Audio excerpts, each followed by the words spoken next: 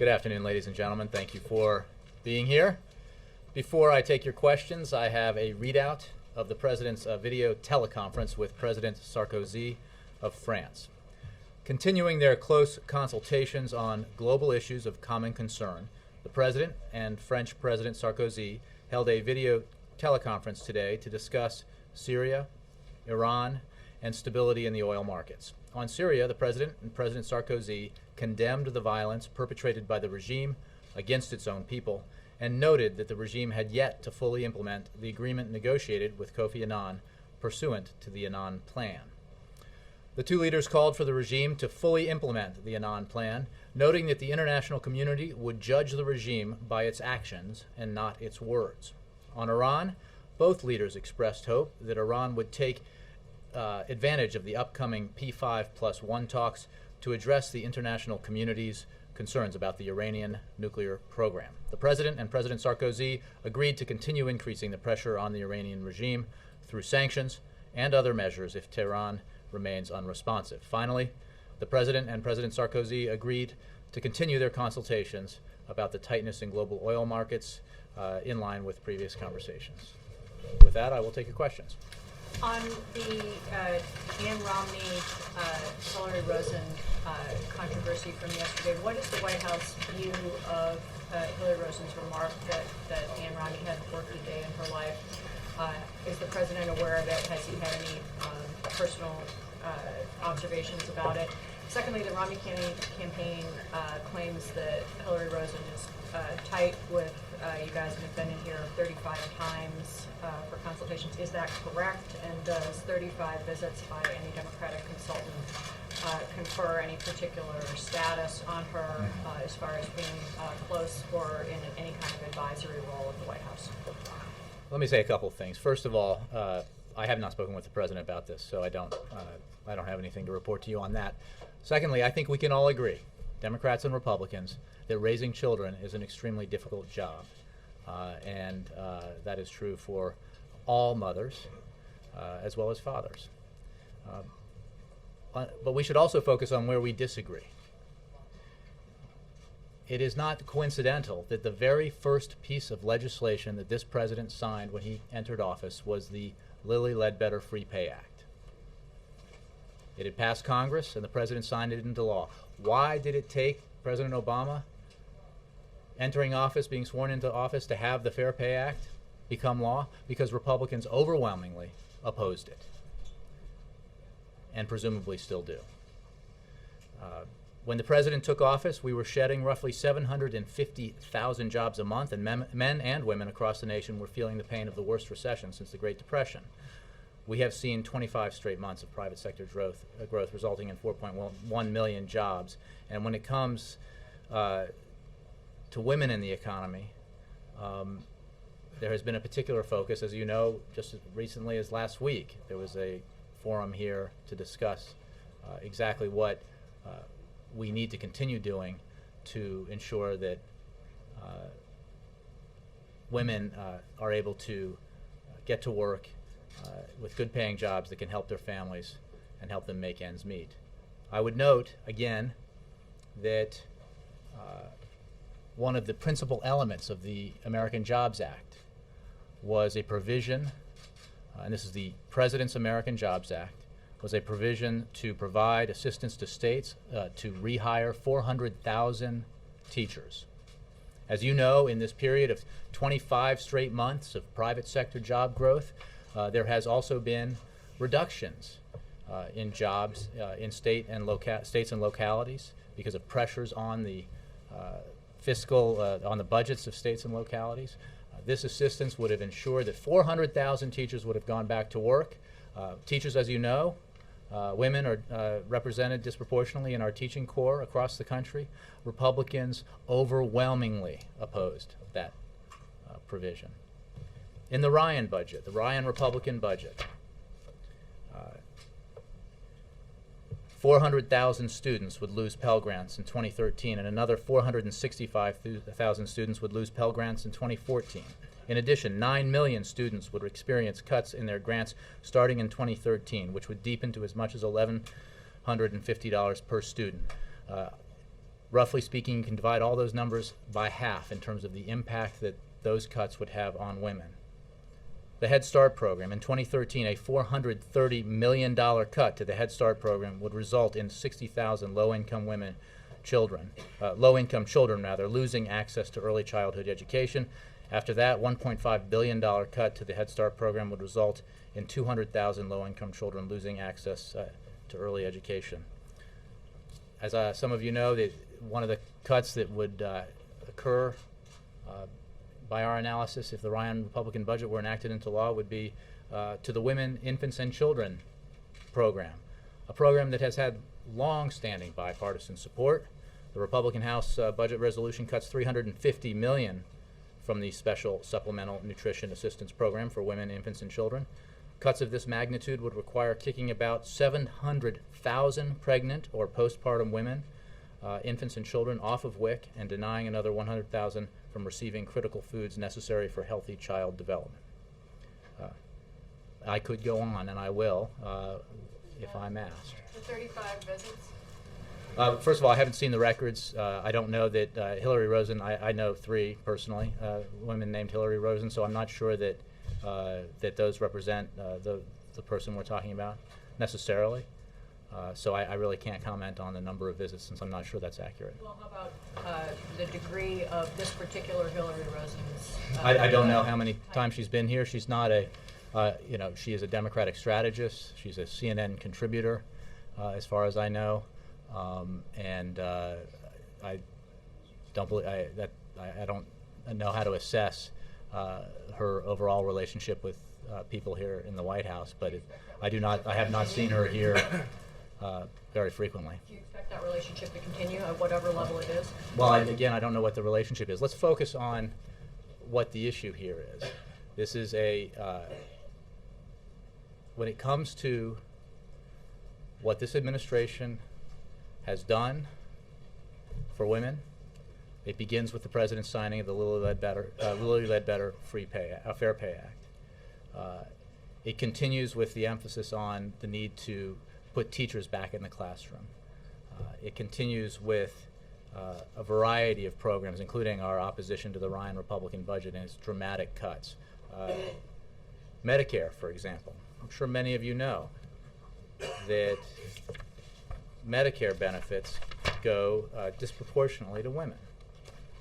Ending Medicare as we know it, forcing seniors to bear the brunt of the cost of tax cuts to the wealthy would harm women disproportionately. These are real, fundamental policy decisions. And I think that when people look at those contrasts and those disagreements, it will be quite clear what President Obama's position is and what his policies are. Jeff. Jay, you've mentioned that the President and President Sarkozy discussed tightness in the oil markets. Did they discuss the possibility of releasing oil reserves? The President and President Sarkozy did discuss tightness in the global oil markets and agreed to continue their consultations. This conversation was in line with previous conversations. I have no new announcements to make at this point on that issue. French diplomats, though, have said before that particular piece of the oil market discussion was on the table. Can you say anything about that? Well, I think, as I said before, it should not be a surprise that in our conversations at various levels, including president to president, that we talk about some of the pressing global issues of the day, and certainly the tightness in the global oil markets is one of the issues that you would expect to be on the table and to be discussed. But again, this was in line with previous conversations, and I have no announcements to make on that issue. On Syria, Kofi Annan is calling for a UN observer team to go to Syria. Does the U.S. support that, and would U.S. officials take part in something like that? Well, let's focus on a couple of things. The fact of the matter is, Kofi Annan made clear that while there is something of a tentative ceasefire in place, the regime has clearly fallen short of its obligations under the Annan Plan, the obligations which they made 12 days ago. And unfortunately that is another indication of why it is so important when you're dealing with the Assad regime to judge it by its actions and not its promises, not its words. We will continue to consult with our international partners and allies about next steps as we monitor the situation in Syria. I don't have any proposals to or announcements to make with regard to what next steps might be, but you can be sure that we will work with the international community to continue to press the Assad regime to cease its brutal violence against its own people. One of the reasons why the Annan Plan was not just a ceasefire but an agreement to withdraw forces from population centers is that while it is certainly better if there is a gun to someone's head that the trigger is not being pulled, the gun is still at your head, at that person's head, and that's a situation when there is not a withdrawal but forces are in position to begin their assault again. That is a long way from fulfillment of the obligations that the Assad regime committed itself to. Does the United States think Assad is just trying to buy time by not complying right now? Well, it certainly is the case that the Assad regime has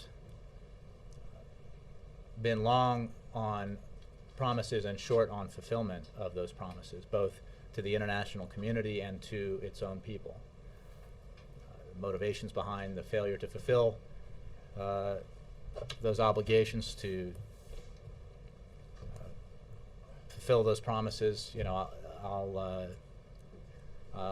others can analyze, but it is certainly the case that when dealing with this regime and its heinous behavior and its actions against its own people, we take a very dim view of promises. We focus on actions. Dan? Thank you. Just to follow on Syria, Kofi Annan also said that he was encouraged by the situation on the ground there. It seems to be relatively quiet at this point. Is the administration also encouraged, at least by this step? Well, as I tried to illustrate, it is certainly even a tentative or less than complete ceasefire is better than no ceasefire at all, but we could not call the current situation on the ground a full ceasefire. We have seen a halt in gunfire from the Syrian regime across the country. However, some incidents of regime-perpetrated violence have been reported in different volatile areas. The halt in gunfire would not constitute a full implementation of the ceasefire commitments under the Annan Plan until the Syrian military, as I was saying before, including all weaponry, equipment, and personnel, have been pulled out of all urban areas. So again, a tentative ceasefire, a less than full ceasefire is not equal to a full implementation of the regime's obligations under the Annan Plan.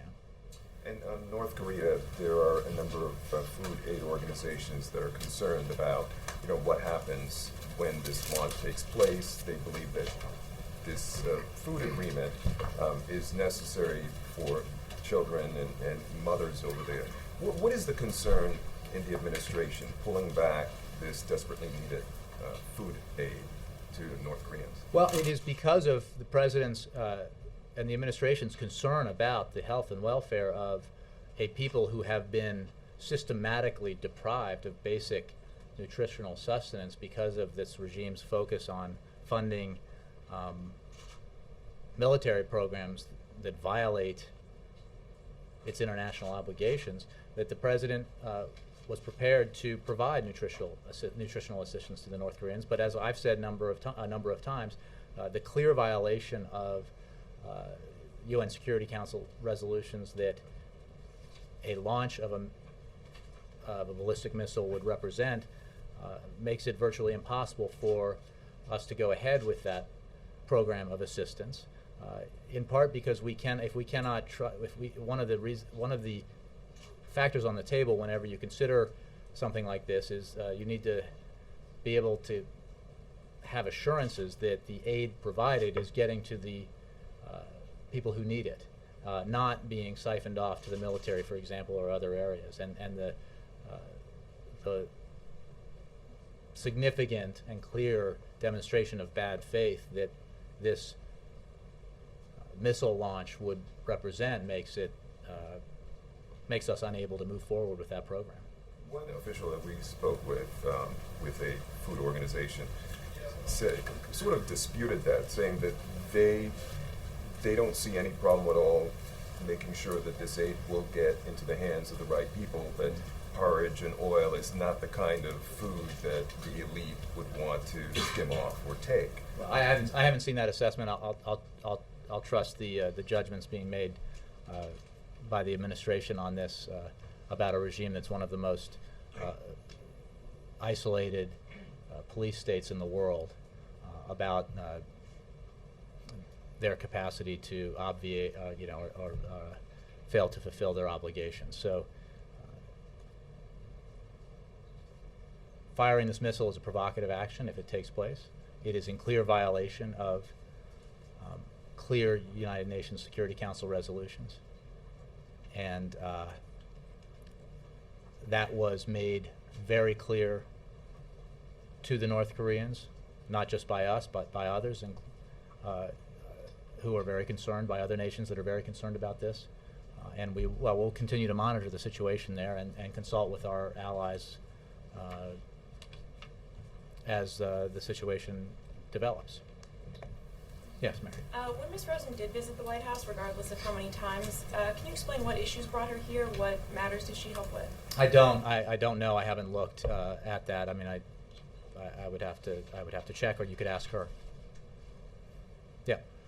Jay, what's left for President Obama to say about the Buffett rule in his 4 interviews this afternoon?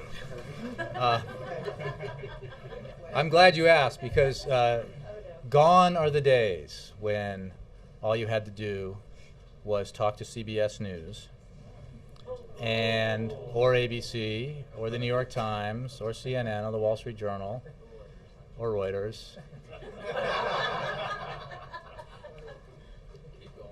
I won't tell your bosses that you volunteered. Or Time Magazine, and could be sure that most of the adult population in the country would hear what you had to say. You know this, Mark. I mean, I think better than most here, because you've witnessed from this perch here covering the White House the evolution in the media and the absolute fact that people across the country get their news in a variety of different ways. They don't all sit down and listen to the radio as they did before television. They don't all watch the same television shows. There's just too many outlets, too many alternatives. So that makes it more of a challenge for anyone who's trying to reach out and communicate with the American people, whether he or she is a president or anybody else. And that's why the president continues to talk about his policy initiatives with a variety of different people in a variety of different forums, because we certainly do not believe that everyone in the country is as expertly informed about the fundamental fairness that the Buffett rule represents as you are.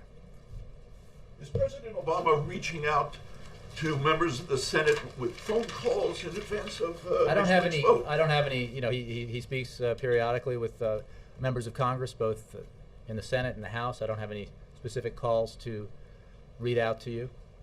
We are focused on trying to convince or persuade senators to vote in favor of the Buffett rule proposal, the legislation that was put forward by Senator Whitehouse of Rhode Island, and certainly hope that perhaps not because of our persuasions, but the fact that constituents across the country, Americans across the country in every state, broadly support the proposal, that senators who in the past have expressed opposition might reconsider. Let me move around a little bit, then I'll get to you, Wendell. Jackie. I'll just follow up on the Buffett rule real quickly. Since the administration has come to support Senator Whitehouse's version, which is something reduced from the original concept that the president put out in September and again in his budget, does the administration still see the Buffett rule as a total replacement for the AMT, the alternative minimum tax, to make sure that wealthier taxpayers pay a certain rate? I would I would have to take your question because I don't want to get it wrong in terms of the economic analysis, and I might consult with some of the experts here to answer that question. We certainly see the Buffett rule as an important fallback, if you will, to ensure that millionaires and billionaires pay at least the tax rate that middle-class Americans pay. Now, not all current millionaires and billionaires pay a lower rate than 30%. Some of them certainly do. One of the things that I think is clear here, I got into a little debate with a reporter the other day about how the Buffett rule was raising rates. Well, it's not raising rates. Obviously, as you know, the current highest marginal tax rate is above that. And if you're a millionaire or a billionaire and you're just getting a paycheck that's quite large and paying income tax, federal income tax on it, then most of that money will be taxed at the highest marginal income tax rate.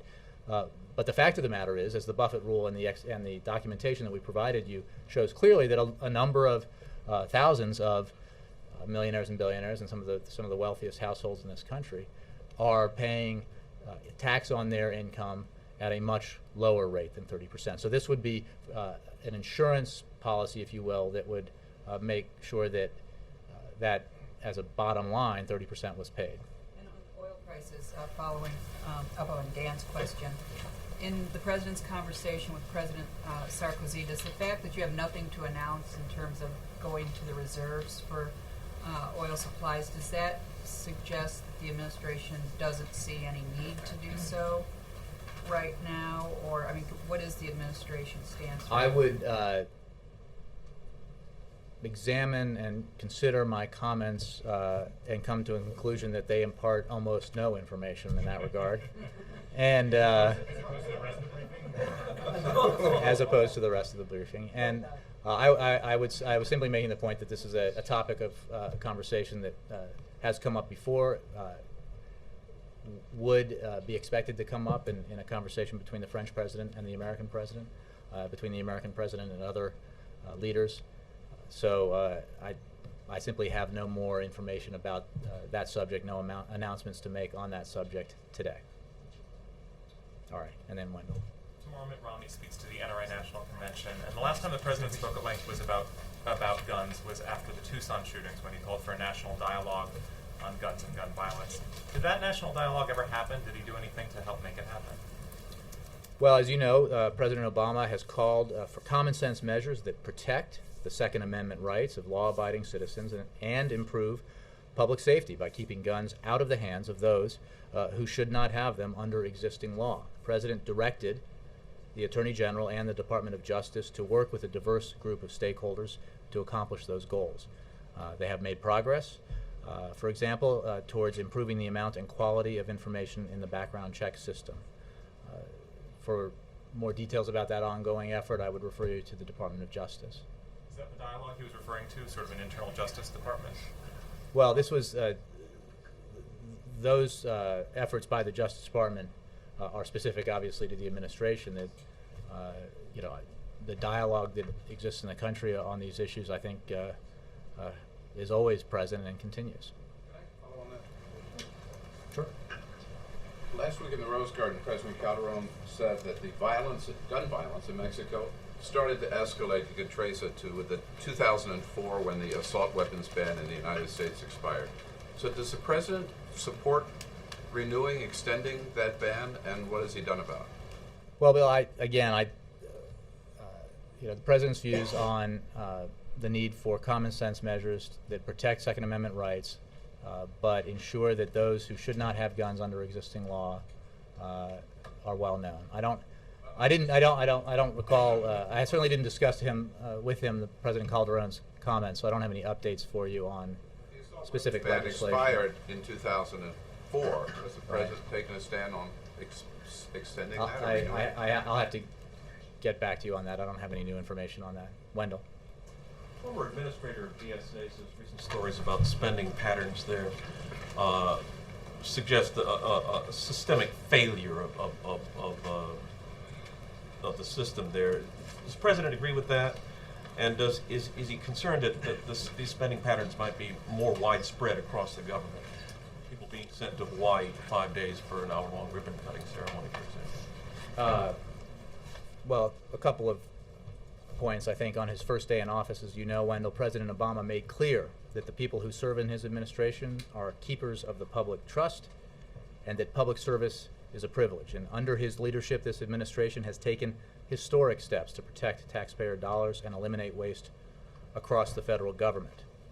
As you know, when the White House was informed of the IG's findings in this case, we acted quickly to determine who was responsible for such a gross misuse of taxpayer dollars. I think you know that when the president was informed before his trip to South Korea about this case, he was outraged by what he heard, by the excessive spending, the questionable dealings with contractors, the disregard for taxpayer dollars, and he called for all of those responsible to be held fully accountable. And I think the administration has acted accordingly in response to this. We are constantly on the lookout for waste of taxpayer dollars. And again, when this matter got to the White House, it was acted on with incredible speed and at the behest of the president, who was outraged by what he learned. Those responsible are being held fully accountable. Well, the fact that this actually occurred suggests that your lookout might need to be expanded. Look, I think that what happened here is there was an Inspector General investigation, which is appropriate. When the findings of that investigation were made known to the White House acted with extreme dispatch out of concern for the misuse of tax dollars that the report enumerated. And the president was outraged, as you know. All the way back. Alexis. To follow up on Mark's question, can you just, for those of us who are wondering how the 4 anchors, the actual stations were chosen, is it because of the importance of the states, or what's the intersection between the Buffett rule and Iowa, Ohio, Nevada, and Missouri? I would say that we are very interested in making sure that the residents of those 4 states are aware of the debate, are informed about the issue, and if they feel, as a majority of Americans feel, that the Buffett rule is fair, that it is the right thing to do to ensure that millionaires and billionaires pay taxes on their income at a rate commensurate or equal to what middle-class Americans pay and no lower than that, then they will have their voices heard if they feel passionately about it. So it's meant to get the message out, and get the message out, in this case, in states where we think it's useful to get that message heard. April, oh, I'm going to get in trouble. April, yeah. Jay, I want to go back to something that Ari asked you and some other things. With the recent headlines involving guns, has the White House decided now maybe it's time to start that dialogue? Well, again, April, I think I answered this question. The Justice Department is engaged in a process at the direction of the President. The President's principles are well known about the need to protect Second Amendment rights, but to ensure that those who should not have guns under existing law do not have access to guns. And that process will continue, but for details on it, I will refer you to the Department of Justice. Typically, when presidents feel that they want to push an issue, they put some skin in the game. They go on the Hill, maybe even make calls on it. I want to separate here. There's an investigation going on a specific case in a specific state here, and you're making a connection between initiatives or actions in that case, and I want to make sure that it's clear here that we're not commenting on an ongoing investigation. The president is focused in the same way on this issue and to the same degree on this issue as he has been for the entirety of his administration. I'm not just pointing about this Trayvon Martin issue. Gabrielle Giffords is a very good friend of the president. He saw her in the hospital. He was by her side, and he was very concerned, and he started talking about guns. And we're still seeing more issues happening with guns. And the issue is, why has he not come out? It's not necessarily about the cases now, but the cases, all the cases since he's been in office. When is he going to push for sensible gun laws? Now, new sensible gun laws. The president's focus, as you know, and I've said a couple of times, is on ensuring that under existing law, those who should not have guns do not have access to them, that guns are kept out of the hands of those who should not have them under existing law. He directed, in the wake of the Gabby Giffords shooting, the Attorney General and the Department of Justice to work with a group of stakeholders, a diverse group of stakeholders, to accomplish those goals, and there's been progress in that effort. I would check with the Justice for more specifics and more updates. And on the TikTok, just on TikTok about Trayvon Martin, how did he find out yesterday about the murder charges the second-degree murder charge for George Zimmerman? And also, could you tell us how he's updated daily on the situation through Justice? I think, as I've said before, the president keeps up with the news. He tends to read the newspapers or periodically, and I don't want to cause any consternation from here. But no, he, as I've said, he tends to get his news from print material, either paper itself or online. But I wasn't with him when he learned about this. I believe he just learned about it from the news. I'm not sure, but he doesn't get daily briefings on it. I'm sure he reads the newspapers and keeps up with it that way. Kristen?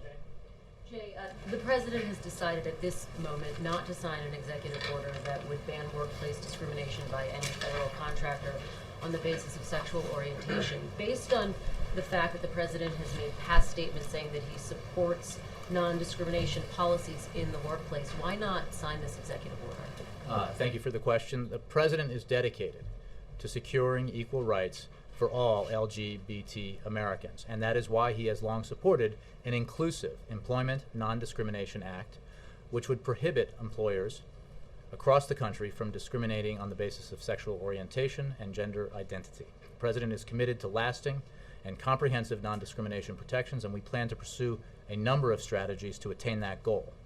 Our hope is these efforts will result in the passage of ENDA, the Employment Non-Discrimination Act, which is a legislative solution to LGBT employment discrimination. And I would make the comparison here that pursuing that strategy, the passage of ENDA, is very similar to the approach the president took for the legislative repeal of Don't Ask, Don't Tell. Can you make the distinction between Thanks, Jay. Can you make the distinction between ENDA and signing this executive order? In other words, if he does support ENDA, why not sign this executive order, which relates to a smaller part of the population, and get that policy started? Again, I think that the DADT repeal is instructive here in terms of the approach that we're taking at this time. And while it is not our usual practice to discuss executive orders that may or may not be under consideration, we do not expect that an EO on LGBT non-discrimination for federal contractors will be issued at this time. We support, as I just said, legislation that has been introduced, the Employment Non-Discrimination Act, and we will continue to work with congressional sponsors to build support for it. We're deeply committed to working hand in hand with partners in the LGBT community on a number of fronts to build the case for employment non-discrimination policies, including by complementing the existing body of compelling research with government-backed data and analysis, building a coalition of key stakeholders and decision makers, directly engaging with and educating all sectors of the business community, from major corporations to contractors to small business, and raising public awareness about the human and financial costs of discrimination in the workforce. Chico Almeida, who's the president of Freedom to Work, has issued a statement saying, quote, this is a political calculation that cannot stand. Is this a political calculation? Absolutely not. The president is committed to securing equal rights for LGBT Americans, and that is why he has long supported ENDA. I think the president's record on LGBT issues speaks volumes about his commitment to securing equal rights for LGBT Americans. The approach we're taking at this time is to try to build support for passage of this legislation, a comprehensive approach to legislate on the issue of non-discrimination. I think, again, the approach that we took in bringing about the repeal, working with Congress to bring about the repeal of Don't Ask, Don't Tell, is instructive here. As it did then, our approach to this piece of the legislation demonstrates the president's very firm and strong commitment to non-discrimination and to securing equal rights for all Americans. Jay, if we could, at this time, does that imply some sort of commitment to, or is it be open to issuing an executive order at a later time? Well, I'm simply saying that our approach is to focus on trying to build and expand support for passage of ENDA. That is our support. In terms of, again, we don't, as a rule, and we try to stick to it here, we don't talk about executive orders that may or may not be under consideration. In this case, I can tell you that at this time we're not considering such a executive order. We are, however, actively working with stakeholders to build support for passage through Congress of a piece of legislation that would be far more comprehensive than an executive order. Hey guys, one at a time. It's highly unlikely that the Congress will pass the ENDA given its current makeup. And the president has issued numerous executive orders under the theme, we can't wait, because Congress has been able to pass job-related legislation. Why is the president making this distinction with this LGBT related We believe job that this problem? is the right approach for to achieve success here in a broad and comprehensive legislated action. And at this time, we're not considering, as a part of that, an executive order. Now, there are executive orders that this president has signed, and there are executive orders, either real or imagined, that the president has not acted on. That's because we look at each issue and we decide on a strategy that we think makes the most sense to achieving the president's policy objectives. Does the Yeah, president Chris, believe yeah. that Executive Order 11246 that has been in place since 1965 is redundant to Title VII? You're going to have to. That's the federal contractor executive order that's been in place for race, religion, and sex since 1965. I haven't had that discussion with him, Chris. What I do know for a fact is that this president is absolutely dedicated to securing equal rights for LGBT Americans. I think his record speaks volumes in support of that statement. And I think that the strategy that he pursued and the work that he did with Congress and with allies in support of repeal of Don't Ask, Don't Tell testifies to his commitment. But unlike and you Don't can Ask, Don't Tell, the executive order route on employment non-discrimination for federal contractors has a separate portion, even in addition to the legislative route that's been in existence since 1965. So this is not the same as Don't Ask, Don't Tell. And why has the president not approached it in a similar way to that law? It is a similar approach to the approach we took to Don't Ask, Don't Tell. Again, I haven't talked to him about other executive orders here. What I can tell you is we're not considering an executive order on this at this time. We're focused on a legislative approach, a comprehensive approach that would be much broader through legislation. And we are going to work with stakeholders to try to build support for passage of ENDA. Let me. Jay, I just want to correct you before we move on. You said that the president legislatively repealed Don't Ask, Don't Tell. Well, that's true.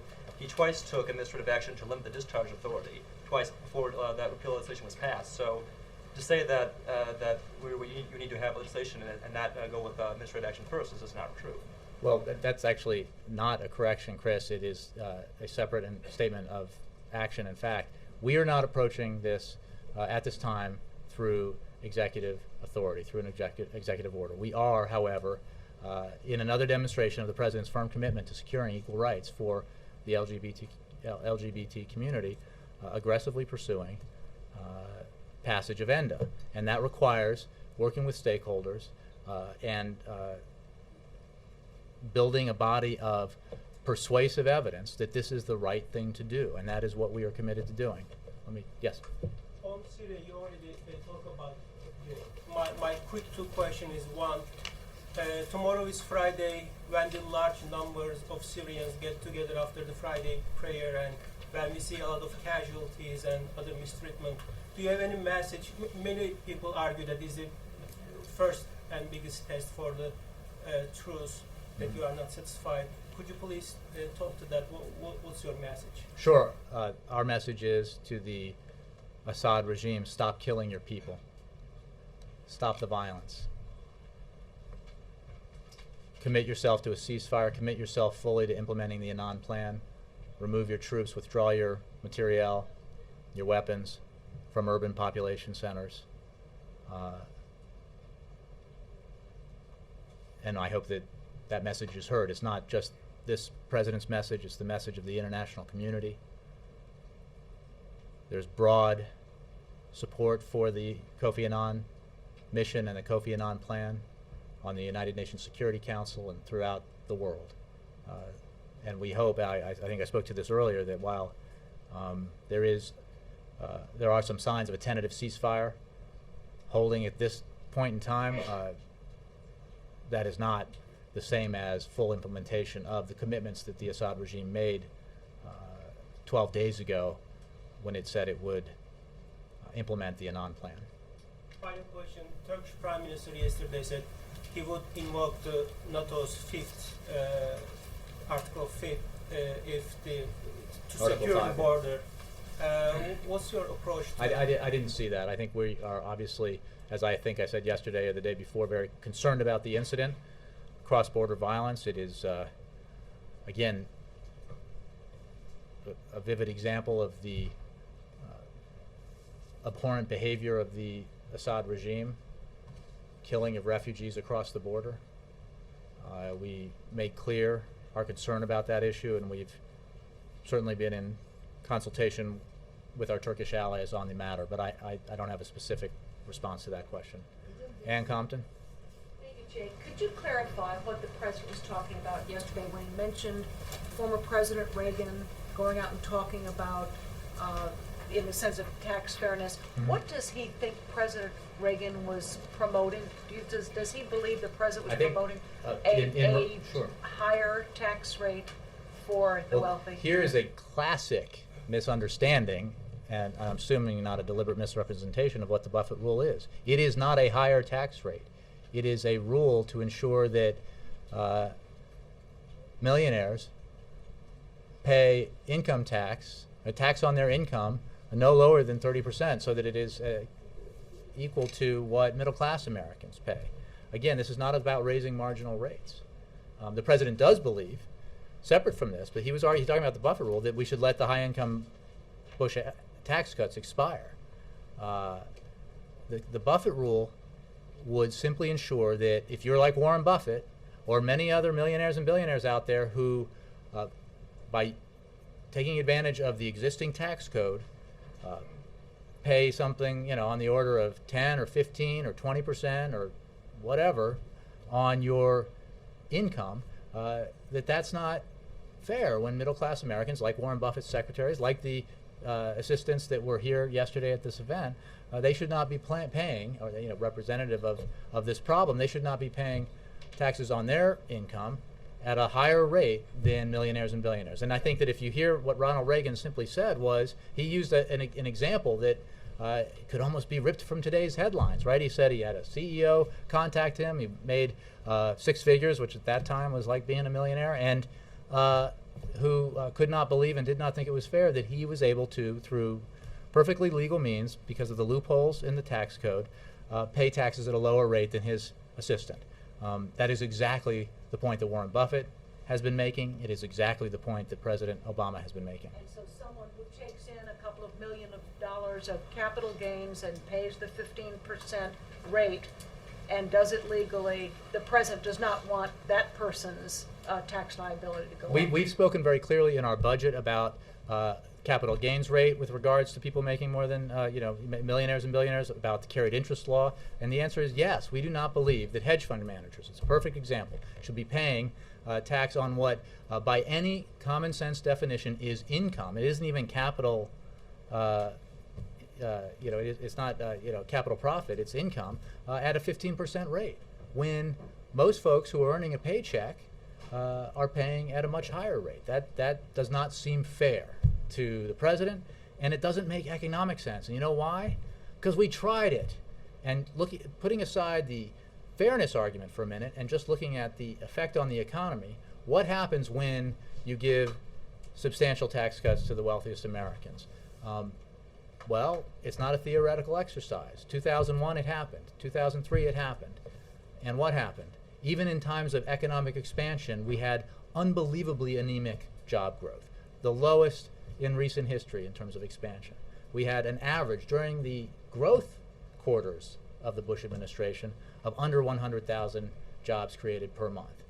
Lower significantly than March job creation, lower drastically than the kind of job creation we've seen in the past quarter. So it hadn't worked. We tried it. Over the 8 years before this president came into office, you saw a period of when the middle class was under tremendous strain, where the incomes of middle class Americans either stagnated or fell, and when the incomes of the wealthiest Americans went up dramatically. That kind of imbalance is not, it's both not fair for regular folks who are working hard, trying to make ends meet, but it's also not good for our economy. It didn't work. So we shouldn't just go back and do what didn't work. And I even didn't mention what happened at the end of that period, global economic chaos. So if that's the plan, if that's what some folks are selling, I'm hard-pressed to believe that there'll be a lot of buyers. Thank you. Thank you, guys.